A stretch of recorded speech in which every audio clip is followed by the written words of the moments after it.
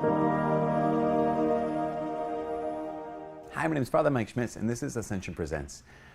A number of years ago, a friend of mine had another friend who, just this tragic case where he was taking care of his newborn baby and changing the baby on its high table. And he turned away just to grab a diaper, and when he turned away, the baby rolled over and rolled off the table and died. It's awful. Now, I want to pause and just say, I know that some of you have experienced things just like that, or maybe even worse. And what a lot of people said to this guy, and what a lot of people will probably have said to you, is, well, trying to comfort, trying to offer some kind of consolation has been, well, this is part of God's plan. This is, for some reason, we don't understand it, but this is all part of God's plan. And the thing is, we just have to understand, we have to realize this. As Catholic Christians, that's not true. That's just not true. That is not part of God's plan. And we have to stop saying that. Here's the reason why. Because sometimes we like to think, well, God's in control. God's in control. God's in control of everything. And yes and no. I would say this. I would say God's intimately involved with everything, but God is not in control of everything. And he did this on purpose. Now, God is all-powerful? Absolutely. God is omnipotent is the word, right? So God is all-powerful. And so he could be in control of every little detail. But here's the crazy thing. As Catholic Christians, in our Judeo-Christian view of Revelation reveals to us that God is independent of all creation. He's the source of all being. The moment that God created anything outside of himself, he voluntarily gave up a degree of power.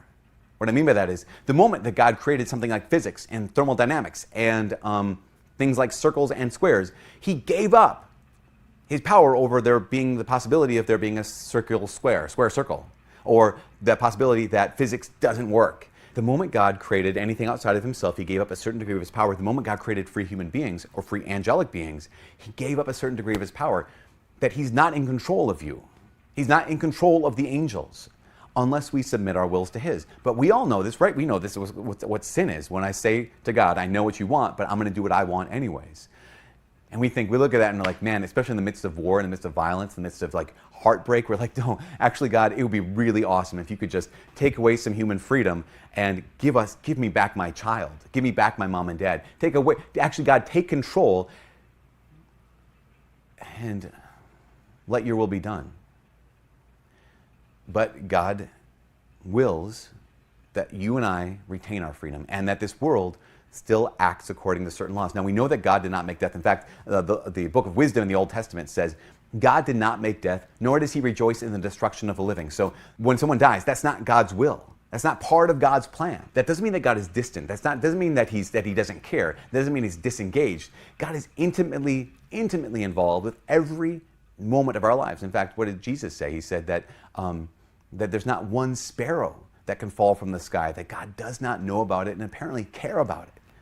So God is deeply, intimately involved in every element of our lives, but that doesn't mean that everything that happens is therefore part of his plan. Because we could say it's all God's will. Yep, we say it's all God's will, but we need to make a very important distinction. There's such a thing as God's perfect will. Those are the things that he directly wills, that he directly wants to happen. Now, we have to understand that God's character, his very essence, is goodness, is life, is love, is reason, is wisdom, all these good things. And so whenever there's life and love and joy and wisdom and truth, all of the things, beauty, they're all some part of his directly willing those things. When evil things happen, that is not part of God's perfect will. That's part of what we refer to as God's permissive will. That he allows it to happen. So when someone says about the child who fell off the table and they died, part of God's plan. No, false. That is not plan A. This is, God allowed that to happen. It's his permissive will, but he did not want that to happen. He allowed it to happen, but he did not want it to happen. But because he created a world where he's not a tyrant, where he's not in control of every little thing, because he created a world like that, those things happen. Now, but you think, again, let's go back to this. But God, why don't you just take it away? Why don't you take away some freedom? Turn off the laws of physics. Turn off the laws of thermodynamics. Turn off the stuff in the air that can poison us and kill us. Like, do something about that. There's two reasons why God doesn't violate our free human will. One, at least two. One reason is because apparently God deems the retention of our freedom as a greater good than even the momentary suspension of human freedom for human security and safety. And I don't get it, but if God's good, then I'm going to trust that. The second reason is because God knows that even in the midst of the worst evil, he can bring about a greater good. We know that this is true. God did not will that Jesus died. That's not part of his perfect will. That's part of his permissive will. He allowed that to happen. And Jesus allowed that to happen to him. He offered himself up in that. But that's not part of God's perfect will.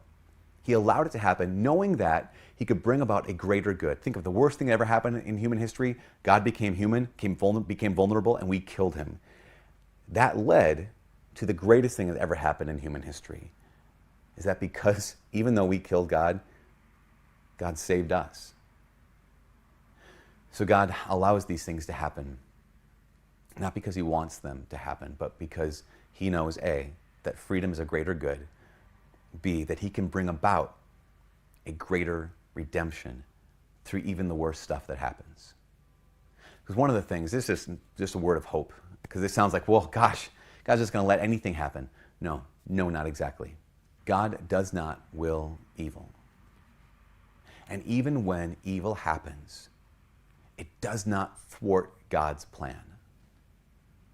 When someone dies, that wasn't necessarily part of God's plan, but it doesn't thwart God's plan. When someone is attacked and brutalized, violated, that was not part of God's plan, but that still does not thwart God's plan. God knows that I can take this broken thing and I make it whole again. He can take your destroyed heart, your destroyed life, and he can bring it back to life.